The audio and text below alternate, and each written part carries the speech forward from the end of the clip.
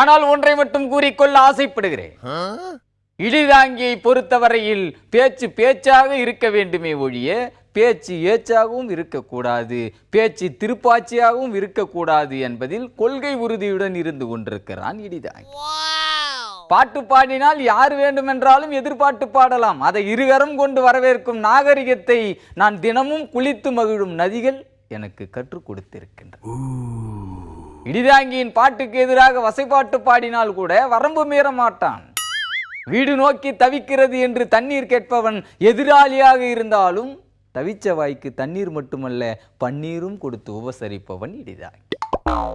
ஏன் என்று சொன்னால் இடிதாங்கி சொந்த காரியம் ஜிந்தாபாத் என்று கூறிக்கொண்டு கிடைத்ததை அப்படியே சுருட்டி கொண்டு தான் திண்ணியாக வாழ்ந்து பழக்கப்பட்டவன் இல்லை என்பதை எதிர்கட்சியினர் மட்டுமல்ல பக்கத்து இலையில் இருப்பவர் கூட நன்கு அறிவார். பக்கத்து இலைக்கு வடை பாயாசம் வேண்டும் என்று கூவினால் என் இலைக்கும் கொஞ்சம் ஈயப்படும் என்ற உண்மையை அறிந்து செயல்படுவோம். அதாவது நாக்கு ருசியை கேட்டால் நாசூக்காக கேட்டு பெறும் ஆற்றல் பெற்றவன் இடிதாங்கி. அதை போல யான் பெற்ற இனிப்பை பெருக இந்த வையகம் என்ற உண்மை கிணங்க அனைவரும் பெற்று மகிழத்தான் இன்று பொது வாழ்க்கையில் ஈடுபட்டு கொண்டிருக்கிறார். இதை நாடும் அறியும், நாட்டில் உள்ள அனைத்து ஏடுகளுமே அறியும். ஏன் என்று சொன்னால் இடிதாங்கிக்கு என்ன வேண்டும், ஏது வேண்டும், எப்போது வேண்டும் என்பதை எதிர்க்கட்சிகள் அறிவதில்லை. ஆனால் இயற்கை அறியும்.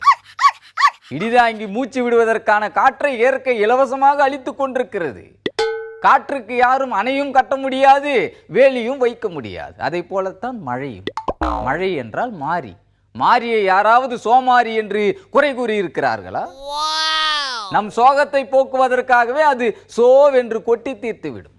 சோ மழையும் எல்லோருக்கும் பொதுவானது. தென்மேற்கு பருவக்காற்று வீசினால் வடக்கே மழை பொழிகிறது.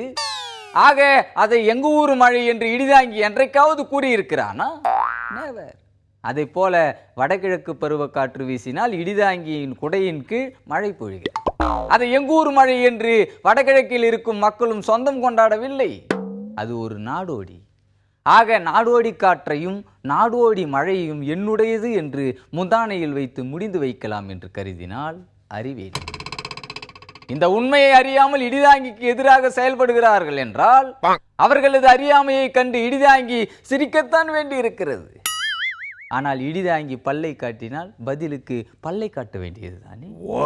பல்லை காட்ட தெரியாமல் பல்லை பிடித்து பார்க்கிறேன் என்று சொன்னால் இடிதாங்கியின் சொல்லுக்கான உத்தரவாதத்தை யார் அளிப்பது என்று உங்கள் எல்லோரையும் எச்சரித்து விடைபெறுகிறேன். நன்றி, வணக்கம்.